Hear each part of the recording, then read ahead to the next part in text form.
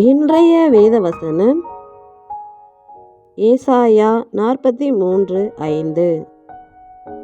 பயப்படாதே, நான் உன்னோடே இருக்கிறேன்.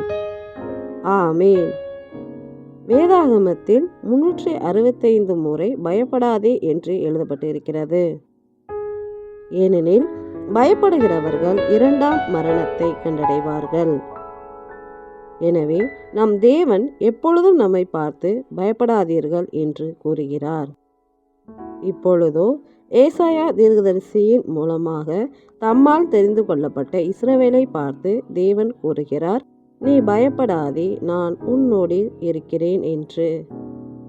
எப்பொழுதெனில் நீ தண்ணீர்களை கடக்கும் போது நான் உன்னோடு இருப்பேன், நீ ஆறுகளை கடக்கும் போது அவைகள் உன்மேல் புரளுவதில்லை, நீ அக்கினியில் நடக்கும்போது வேகாதிருப்பாய், அக்கினி ஜுவாலை உன் பேரில் பற்றாது என்ற வார்த்தையின்படி தண்ணீர்களைப் போல ஆறுகளைப் போல அலகளிக்கும் வாழ்க்கையிலும் அக்கினி போல எரிச்சலான சூழ்நிலையிலும் தேவன் நம்மோடு இருப்பதினால் நாம் பயப்பட வேண்டாம் என்று சொல்லுகிறார்.